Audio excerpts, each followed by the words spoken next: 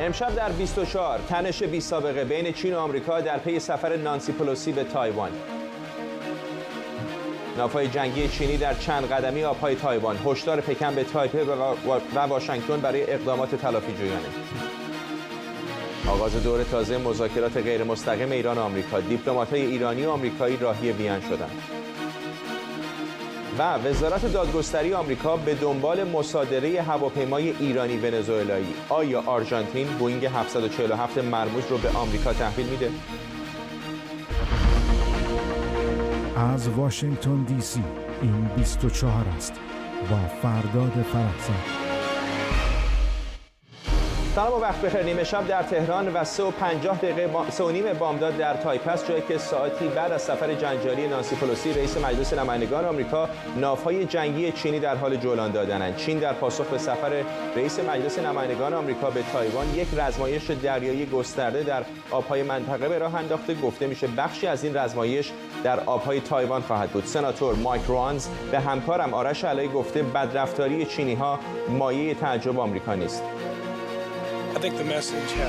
من فکر میکنم اولین پیام اینه که تایوانی ها هم هواپیماهاشون رو بیرون آوردن تا چینی‌ها رو به چالش بکشن.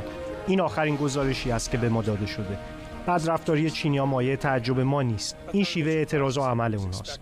بنابراین پیام ما به اونا اینه که دست از این کارا بکشن و رو به جلو گام بردارن. هیچ تغییری در سیاست ما در قبال تایوان یا چین به وجود نیومده. در این مورد خاص پیام ما به حزب کمونیست اینه که ما درک میکنیم که شما ناراحت هستید، اما این انتخاب شماست که ناراحت باشید یا نه. ما دلیلی برای ناراحتی نمیبینیم. شما میتونید به راحتی و با عقب نشینی و عدم تشدید تنش‌ها این کار رو انجام بدید. دلیلی برای تشدید تنش وجود نداره. رهبران ما میتونن از سایر کشورها بازدید کنن و ما به این کار ادامه خواهیم داد. این به معنی تهدید دیگر کشورها نیست. نانسی پلوسی در دیدار با رئیس جمهوری تایوان سای اینگ ون گفته بود آمریکا مصمم به دفاع از دموکراسی در تایوانه. همکارم آرش علایی از داخل کنگره آمریکا با ماست. آرش، معمولا سر بسیاری از مسائل جمهوری‌خواه و دموکرات‌ها با هم اختلافات زیادی دارن. به نظر میاد در مورد تایوان کم و بیش هم صدا بودن. تقریبا همشون همین رو به من گفتن که حمایت میکنن از سفر نانسی پلوسی به تایوان و این سفر تاریخی میدونن. اما وقتی راجع به رزمایش‌های چین در نزدیکی آبهای تایوان یا حالا بعضی از مطبوعات حتی گفتن داخل آبهای تایوان ازشون پرسیدم، از سناتور تیم کین دموکرات، از سناتور مایکل راونز جمهوری خواه سوال کردم، هر دوتاشون سعی کردن بی اهمیت جلوه بدن. حتی وقتی صحبت‌های وزیر خارجه سابق آمریکا مایک پامپئو رو که امروز در شبکه فاکس نیوز اومد و دولت بایدن رو طبق معمول به باد انتقاد گرفت و گفت اگر بایدن یا دولتش هشدار میداد به چین که اگر یه وقتی بخواید مانور نظامی انجام بدید در اون منطقه با واکنش آمریکایی‌ها روبرو میشید. وقتی اینو از سناتور مایکل راونز پرسیدم، ایشون باز هم تفره رفت از پاسخ دادن مستقیم و فقط گفتش که چینی‌ها بهتر است که دست از این که بخوان بد اخلاقی کنن وردارن. البته این انتخاب اونهاست که بخوان اینجوری عصبانی باشن، اما ایالات متحده رو به جلو داره فکر میکنه، به آینده فکر میکنه. و جالبم این است که الان یواش یواش مطبوعات آمریکا دارن گزارش میدن که در طول چند روز گذشته ناوهای جنگی آمریکایی هم اومده بودن در منطقه و حداقل در نزدیکی آبهای تایوان، بعضیشون در جنوب تایوان پارک کرده بودن. مثلا ناو USS رونالد ریگان میدونیم که در منطقه حضور داشته، یا حداقل خانم پلوسی بعد از اینکه از جزایر هاوایی داشته سفر میکرده به سمت مالزی، به نظر میاد که یک چند ساعتی رو هم در ناو USS اریزونا گذرونده، ولی آمریکایی‌ها تا همین لحظه در این مورد سکوت اختیار کرده بودند و یک جوری وانمود کرده بودند که انگار یک مسئله عادی است. آرش، میدونم که با سناتورهای دیگری هم در این باره صحبت کردیم. سناتور تیم کین با من صحبت کرد در مورد اینکه خانم پلوسی سفری کرده بود به تایوان چه تأثیراتی گذاشته بر روابط دو کشور و همچنین رزمایش چین. از سناتور تیم کین پرسیدم در این باره و ایشون به من چنین گفت. چینی‌ها قصد انجام یک مانور دریایی در آبهای تایوان رو دارن. فکر می‌کنید پیام چین از برگزاری این رزمایش چیه؟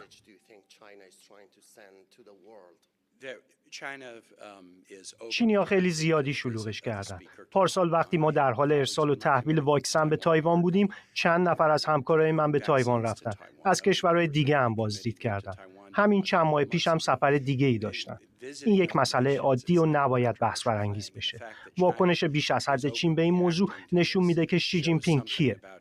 منظورم این نیست که این رفتار نشون دهنده رفتار مردم چینه، اما فکر میکنم آشکارا کار زشت رئیس جمهور چین رو نشون میده. باید این مسئله رو جدی بگیریم. آرش، این مقام بسیار عالی رتبه آمریکایی هست که به تایوان میره، اما اولین بار نیستش که سیاستمداران آمریکایی به این جزیره رفتن، ولی به نظر میاد واکنش این بار چین غیر قابل مقایسه است با دفعات قبلی. ولی خب الان می‌بینی که واکنش آمریکایی هم این است که خوشنودن از این اتفاقاتی که داره میفته. دولت بایدن که تقریبا میشه گفت به چند تا جمله خیلی کلی بسنده کرده. سناتورهای آمریکایی هم چنین ادعای مایکل راونز از حزب جمهوری‌خواه گفت خوشحاله که در واقع چین تایپه هم سلاح‌های پیشرفته خودش رو آورده و داره نمایش میده و این سلاح‌های پیشرفته رو چین تایپه از کجا میخره؟ از ایالات متحده آمریکا. بنابراین به نظر نمیاد که آمریکایی‌ها هم خیلی از این مسئله ناراحت باشن.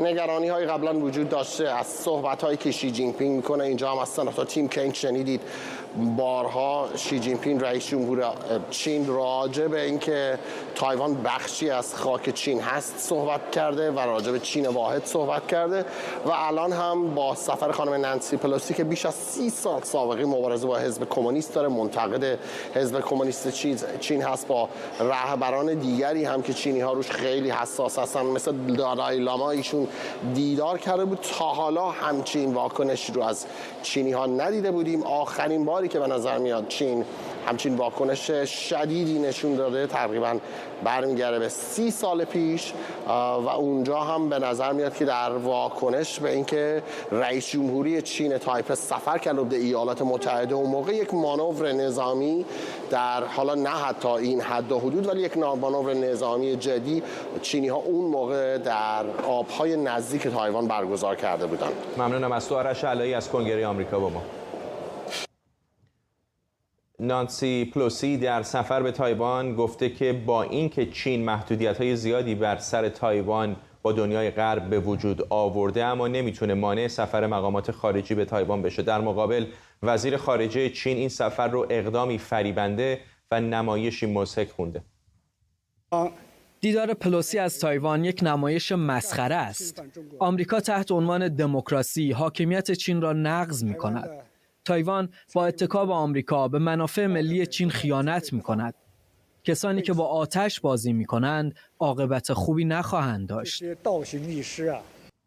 از خشم مقامات چینی مشخص سفر کوتاه پلوسی به تایوان تأثیر مهم بر سیر تحولات در این منطقه گذاشته. منصور فرهنگ، تحلیلگر سیاسی و روابط بین‌الملل از نیویورک با ماست. آقای فرهنگ، همین الان در اوکراین یک نزاع جدی وجود داره بین روسیه و غرب، ولی خیلی ها میگن شاید غرب، شاید دنیا بتونه تحمل بکنه که روسیه رو از بسیاری از معادلات تجاری حذف بکنه. چین در چنین شرایطی نیست. دست کم چین امروز در مقایسه با 20-30 سال پیش. واقعا اگر پکن تصمیم بگیره جزیره تایوان رو ملحق بکنه به سرزمین اصلی، چه چیزی در دست غربی ها وجود داره؟ واقعیت اینه که در سال 1972 آمریکا و چین در توافق شانگهای تأکید کردند که یک چین واحد وجود داره، One China Policy. ولی در اون موقع تایوان که به گفتن به اصطلاح بعد اسمش شد جمهوری چین، حدود 15 میلیون جمعیت داشت و از نظر اقتصادی هم بازیگر مهمی تو در منطقه نبود. چین هم در 50 سال گذشته در فقر عمیقی داشت و به هیچ وجه رقیب اقتصادی برای کشورهای بزرگ نبود. امروز دنیا تغییر کرده و چین اولویت چین ملحق کردن تایوان یا جمهوری چین به جمهوری خلق چینه، همونطور که سیاستشون ملحق کردن هنگ کنگ به چین بوده. بنابراین سفر خانم پلوسی به اونجا به طور تلویحی و نمادین داره چین به اصطلاح تایوان رو به عنوان یک کشور مستقل باش رفتار میکنه. خصوصا که روابط اقتصادی وسیعی هم دارن و تمام ارتش اونجا. آقای فرهنگ، چون به کشور مستقل اشاره کردیم، میخوام اینو روشن بکنیم برای بسیار از بینندگانمون که شاید چندان آشنا نباشند با شرایط منطقه. واقعا وضعیت تایوان مثل اوکراین که نیست، یعنی خود دولت تایوان هم میگه دولت در تبعید سرزمین چین هستش که حالا مدت هاست در یک جزیره دیگر هستن. یعنی اینطوری نیستش که خودشون هم الزاماً خودشون رو یک کشور دیگر بدونن، همونطور که به درستی اشاره کردید میگویند که جمهوری چین هستن.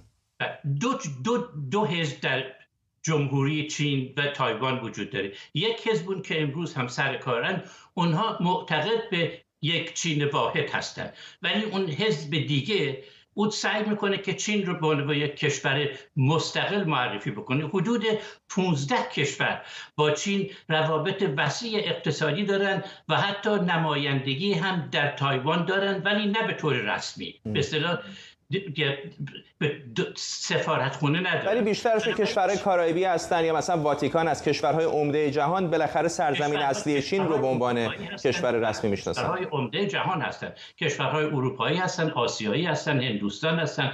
یعنی از وقتی که هر چقدر که تایوان از نظر اقتصادی و تکنولوژی اهمیت پیدا کرده، روابط تجاریش با این کشورها گسترش پیدا، ولی در عین حال این کشورها نمیخوان تایوان رو به عنوان یک کشور مستقل بپذیرن، برای اینکه اون میتونه نفی و نقض موضع آمریکا باشه. واقعیت امر اضافه بکنم اینه که چین و آمریکا رقیبانی هستند که سخت نیازمند به یکدیگرند. آمریکا بزرگترین بازار کالاهای چینه و سرمایه‌گذاران و کمپانی‌های آمریکایی در چین سرمایه‌گذاری و فعالیت‌های اقتصادی دارند. بنابراین این اختلاف میتونه از طریق دیپلماتیک حل بشه و حتی بسیاری از عناصر در خود آمریکا هم انتقاداتی از نانسی پلوسی داشتن که میگفتن در حال حاضر تشدید کردن اختلاف بین چین و آمریکا میتونه چین رو نزدیک به روسیه بکنه و در اونجا در اوکراین میتونه به ضرر آمریکا تموم بشه. بنابراین در خود آمریکا هم انتقادات وسیعی نسبت به این سفر وجود داره.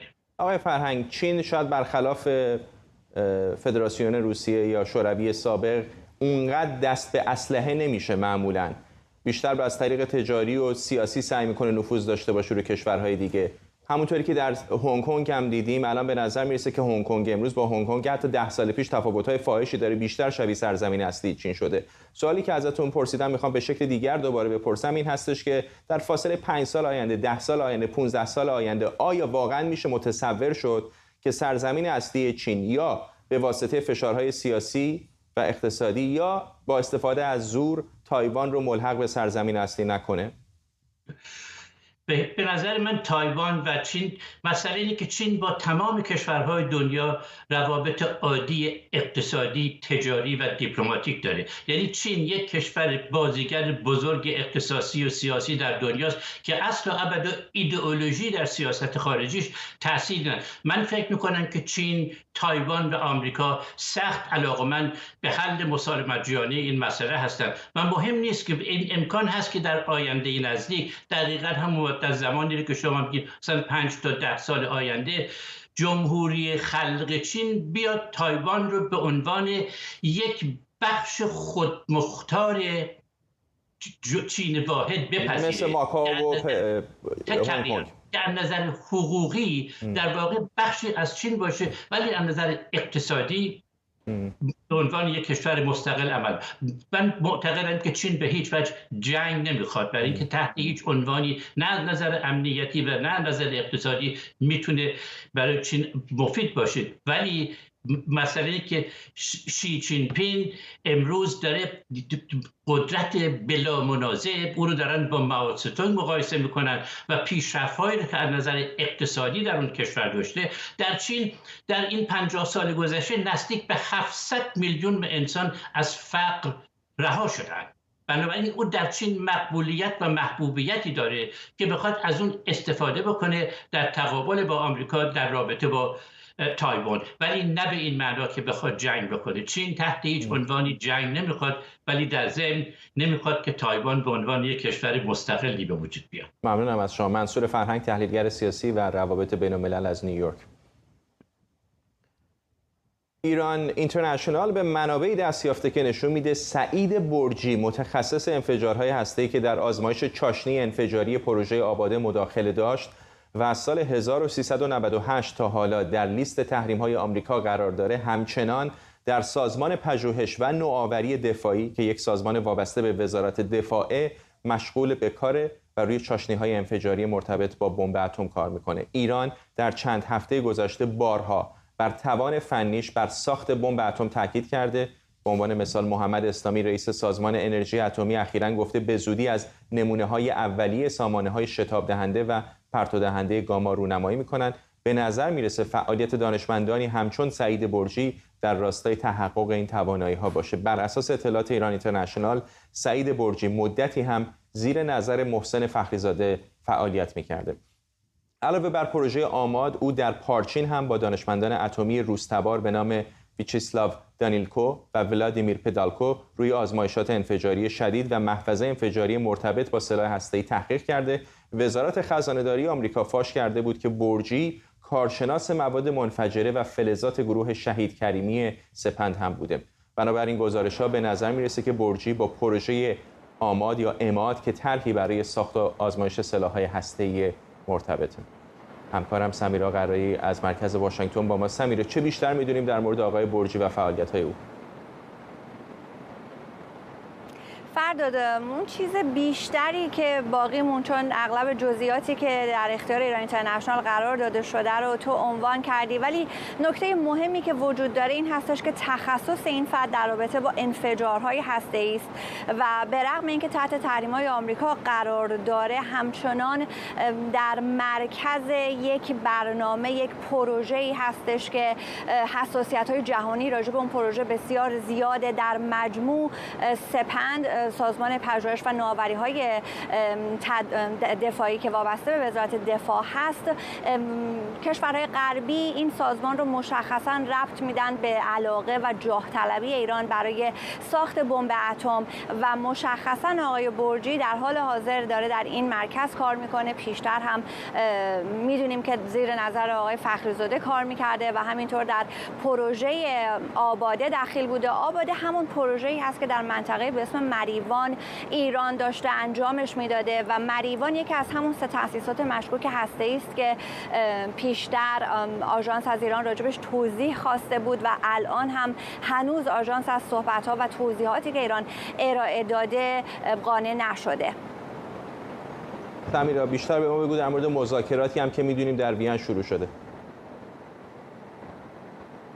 مذاکرات در وین شروع شده، اما همزمان رویترز تونسته به یکی از گزارش‌های آژانس بین‌المللی انرژی اتمی دست پیدا کنه که این گزارش رو آژانس بر مبنای ارتباطی که با ایران، با جمهوری اسلامی ایران داشته تهیه کرده. بر اساس پادمان‌های NPT ایران موظف است که هر گونه فعالیت هسته‌ای خودش رو به آژانس اطلاع بده و به آژانس اطلاع داده که نصب 3 آبشار از سانتریفیوژهای آیار 6 رو تمام کرده، یعنی فرایند نصب رو انجام داده و این سانتریفیوژها در حال حاضر در تأسیسات هسته‌ای نتنز هستند. همچنان گازدهی نکرده. بحث گازدهی در رابطه با سانتریفیوژها بحث مهمی از زمانی است که سانتریفیوژ آغاز به کار میکنه، وگرنه نصب کردن به تنهایی میتونه خیلی اهمیتی نداشته باشه پیش از اینکه بخواد این سانتریفیوژ گازدهی بشه. گذشته از آیار 6 اعلام کرده که تصمیم داره که 6 آبشار از سانتریفیوژهای آیار 2M رو هم نصب بکنه. این سانتریفیوژها بسیار پیشرفته هستند، 4 برابر سریعتر از سانتریفیوژهای آیار 1 که به موجب برجام ایران اجازه استفاده از اونها رو داره. آیار 1 و آیار 2 میتونن اورانیوم رو غنی‌سازی بکنن و ایران بر اساس سانتریفیوژهای P2 پاکستان اینها رو ساخته. این گزارش است که آژانس امروز به کشورهای عضو خودش داده. در همین روز هم ما در خبر غافلگیر کننده راجع به آغاز مذاکرات احیا شنیدیم. مذاکراتی که به ابتکار اتحادیه اروپا در وین فردا آغاز خواهد شد. رئیس سیاست خارجی اتحادیه اروپا روز 20 ماه ژوئیه، همین 12 روز پیش، پیشنهاداتی رو مطرح کرد. اعلام کرد که به زعم او دیگه جایی برای کوتاه آمدن بیشتر باقی نمانده. اون متن رو تهیه کرده، بهترین متنی است که در شرایط فعلی میشه بهش رسید.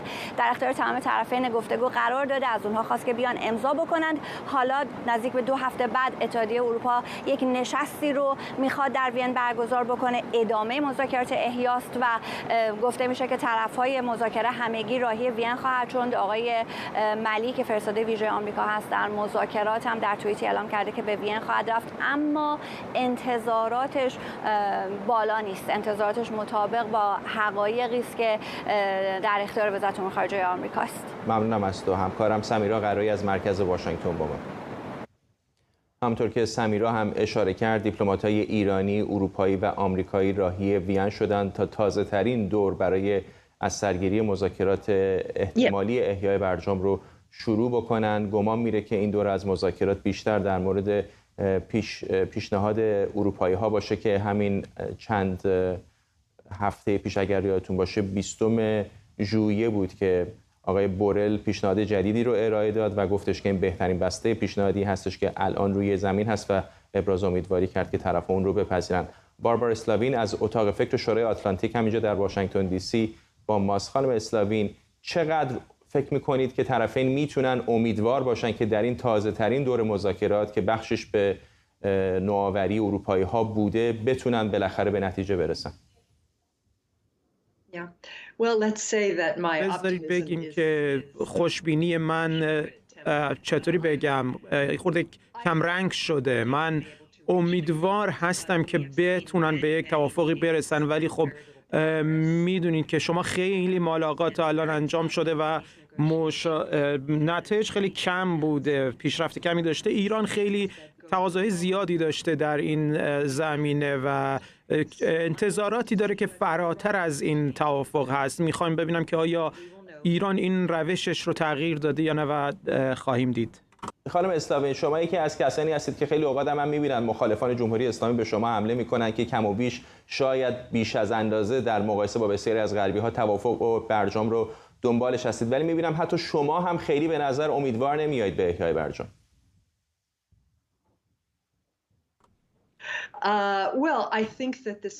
من فکر میکنم که این توافق بنابر منفعت ایالات متحده هست، بر اساس منافع مردم ایران هست و بر اساس منافع منطقه هم هست که در واقع برنامه و پیشرفت‌های خطرناک هسته‌ایش رو بتونه به عقب برگردونه. و همچنین میخوام مردم ایران رو من دوست دارم که ببینم که وضعیتی دست پیدا بکنن که به یه خورده وضعیت مشکل اقتصادیشون حل بشه. من واقع بین هستم و میدونم که ایرانی ها در واقع جمهوری اسلامی یک وضعیتی رو داره که باعث شده که این مسئله سخت به پیش بره و ایالات متحده هم نمیتونه این امتیازها رو بده که ایران میخوان، ولی خب به هر حال من امیدوار هستم. خانم اسلاوین، شما مدت هاست که برنامه هسته ایران رو دنبال میکنید. چه با یک توافق هسته‌ای مثل برجام 2015 یا یک برجام جدید و چه بدون توافق، به نظر شما این هزینه سنگینی که جمهوری اسلامی برای برنامه هسته‌ایش داده، آیا برنامه‌ای جز برنامه نظامی در ذهن داشتن؟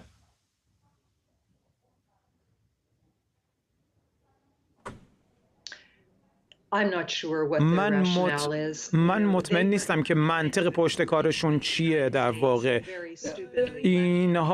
اونها یک مدت در واقع ادامه دادن به رعایت این توافقنامه‌ای که کرده بودن، ولی خب ایالات متحده بیرون رفته از این. بر دلیل من در واقع انگشت اتهام رو بیشتر از این که به ایران متوجه بکنم متوجه ایالات متحده میکنم.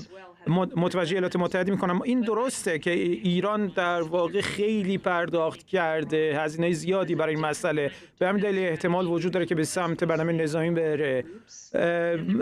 در واقع ایران استراتژی هایی داره که حمایت میکنه از گروه های تروریستی در جای مختلف و گروه های نظامی در جای مختلف و در واقع یک نوع این میتونه خیلی به ضرر ایرانی ها تمام بشه، ولی خب این در واقع تصمیمی که باید خود ایرانی هاست.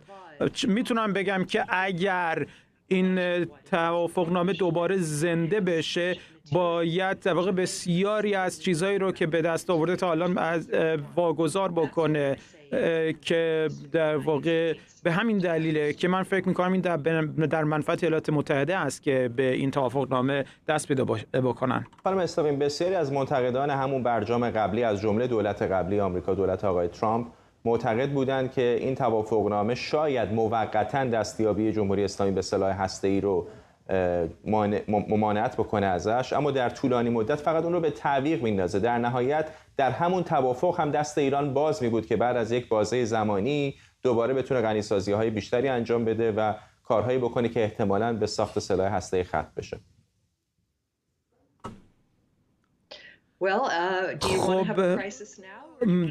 دوست دارین شما الان دچار بحران بشین یا 9 سال دیگه دچار بحران بشین؟ کدوم یکی رو ترجیح میدین؟ من ترجیح میدم که در واقع در نهایت آخر سر دچار بحران بشیم که در اون موقع این رو عقب بندازیم تا اون موقع که ببینیم که یک تغییری رو در داخل ایران ببینیم یا روابط ما با ایران دچار تحول بشه و در نهایت به این مسئله رو تا مدت زیادی عقب بندازیم که بتونیم تاثیرات منفیش رو کم بکنیم. من فکر کنم این یک در واقع بحث جدی هست. باربارا اسلاوین از اتاق فکر شورای آتلانتیک همینجا در واشنگتن، ممنونم از شما.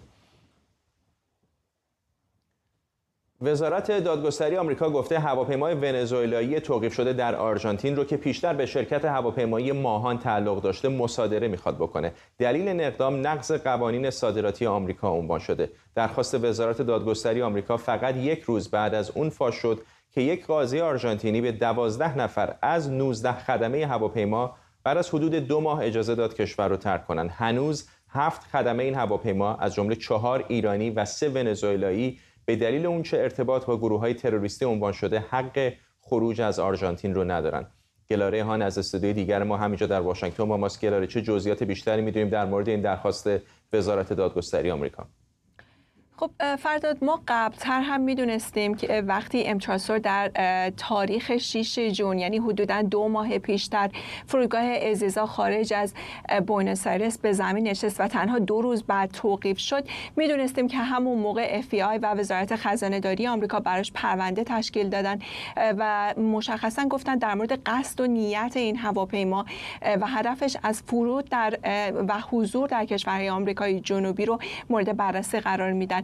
مشخصاً 2 اتهام اصلی به امچاسور وارد هست. اتهام اول این هستش که بعضی از خدمه این هواپیما گفته شده با گروه‌های تروریستی به گفته مقامات آرژانتینی و آمریکایی گروه سپاه پاسداران در تماس هستند. مشخصاً گفته شده خلبان این هواپیما غلامرضا قاسمی هست که یکی از مقامات ارشد نیروی قدس سپاه پاسداران هست. غلامرضا قاسمی مدیرعامل پیشین شرکت هواپیمایی قشم فارس ایر هست و یکی از سهامداران اصلی این شرکت هم هست در حال حاضر و همچنین همونطور که گفتم یکی از مقامات ارشد سپاه پاسداران هست. اتهام دیگه‌ای که به این هواپیما وارد شده و همین چند روز گذشته مورد توجه رسانه‌های آمریکایی و بین‌المللی قرار گرفته نقض قوانین تحریمی و بازرگانی و صادراتی آمریکا و وزارت خزانه‌داری آمریکا هستش. گفته شده که وزارت خزانه‌داری در واقع وزارت دادگستری آمریکا در روز سه‌شنبه بیانیه‌ای صادر کرده و گفته که وقتی که این هواپیما در اکتبر یعنی حدوداً 9 ماه پیش از تهران به کاراکاس واگذار شد، این نقض قوانین تحریمی آمریکا بوده که در سال 2008 به تصویب رسیده و همچنان هم پابرجا هستند.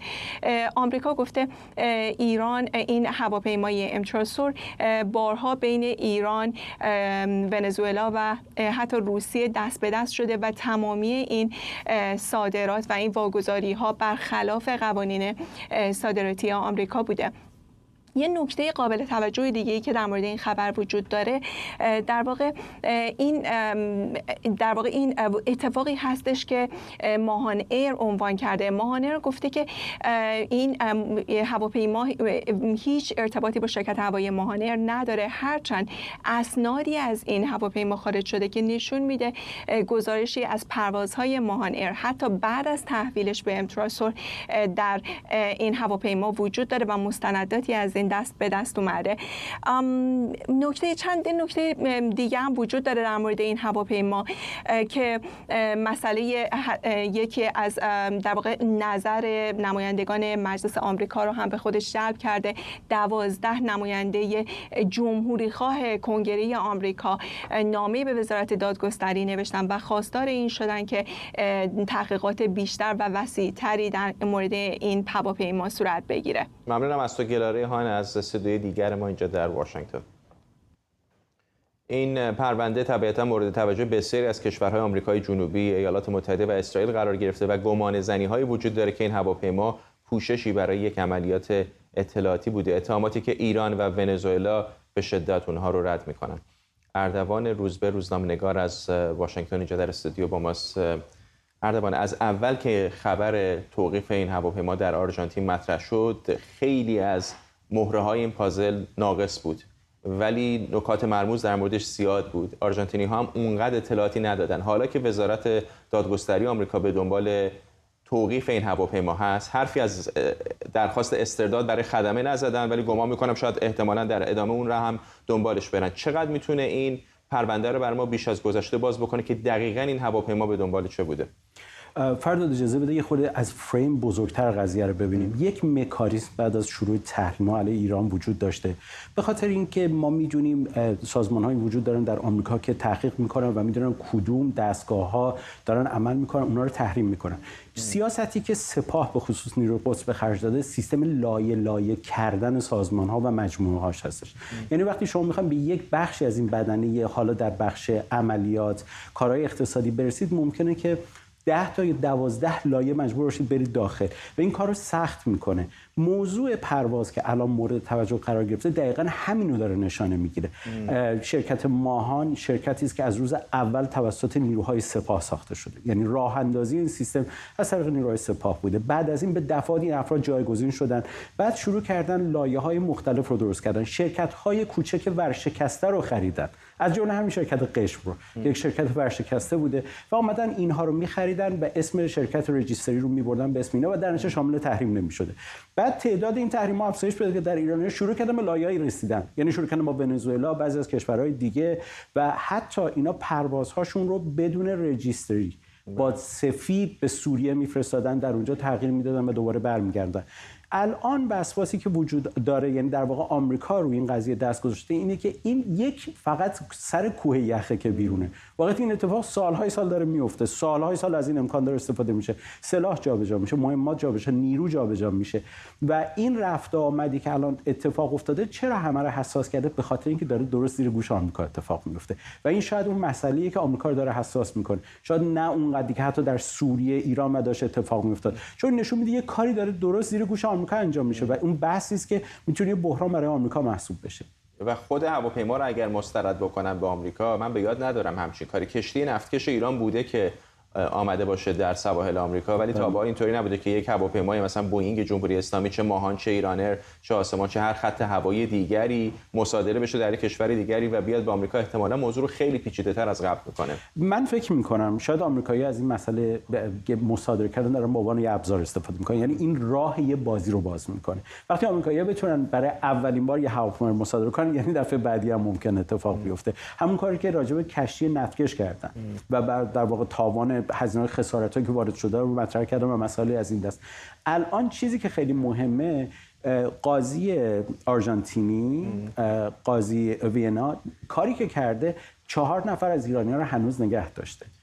آره، ولی جالبیش برای من اینه که آمریکایی دنبال استرداد این خدمه نبودن. هیچ، حداقل در این چیزی که الان عیان هست، وزارت دادگستری حرفی از خدمه نزده تا اینجا. به قاعده هیچ وقت نمیزنه. شما اگه دقت کنید در طول سالهای گذشته هیچ وقت آمریکایی‌ها وارد معادلات اینجوری نشدن، یعنی وارد بحث کشتی شدن، درگیر زدن اهدافی رو، ولی هیچ وقت وارد نشدن که یک ایرانی نظامی رو بخوان استرداد بشه آمریکا و این ممکنه خب شروع خطرناکی باشه، ولی میتونه بازی رو از تجار ایرانی بوده که از اروپا جای دیگه بردن. این اتفاق ولی به عنوان یه نیروی نظامی که الان اونجاست و بخوان استردادش کنن، خب میتونید راستش میشه گفتش که شکلی از جنگ میشه. من فکر می‌کنم آمریکایی‌ها دست مدل دیگه رو گرفتن، گفتن با هواپیما شروع می‌کنن. در واقع این اتفاق تازه است. این در نهایت همه دنبال یه چیزی هستند، دنبال این هستن که دست جمهوری اسلامی در عملیات‌های فرامنطقه‌ای و نیابتی کوتاه بشه. واقعیت اینه که کسی دنبال این نیستش که وارد جمعی تمام عیار با ایرانیا بشه، با جمهوری اسلامی بشه. همه میخوان دستش کوتاه بشه، اجازه ندن هر جایی که احتمال خطر وجود داره اونها ظاهر بشن. خب مصادره کردن این حرفا میتونه خودش شروع خوب باشه برای حالا گفتی البته تا به حال استرداد نداشتیم، ولی قاسم سلیمانی رو داشتیم که کشتن و موارد دیگریش خود سپاه پاسداران در لیست که گروه‌های تروریستی قرار دادن. یعنی اینطوری هم نبوده که بگن چون سپاه پاسداران نظامی کاری نداریم باشه. قطعاً. ولی من یه نظری دارم. من حرفم اینه که شما وارد یک شکل معادله تازه میشین اگر بخواید کسانی که در آرژانتین دستگیر شدن استرداد بشن به امریکا. به نظر داشته باشید انفجار آمیا رو ما داریم، آرژانتینی‌ها هنوز خاطر این اتفاق رو دارن. این نگرانی‌ها وجود داره. هفته قبل باید یادتون باشه دیگه مسئله تصویب استرداد مجرمین بلژیک نشون میده که جهان از بعضی از مسائل اینجوری به هر حال پرهیز میکنه. نه اینکه جمهوری اسلامی یا سپاه به این معنا اینقدر مقتدره که عقب نشینی میکنه، بلکه اونا به دنبال تنش فزاینده در جهان نیستن. متوجهم. ممنونم از تو اردوان روز به اینجا در استودیو با ما.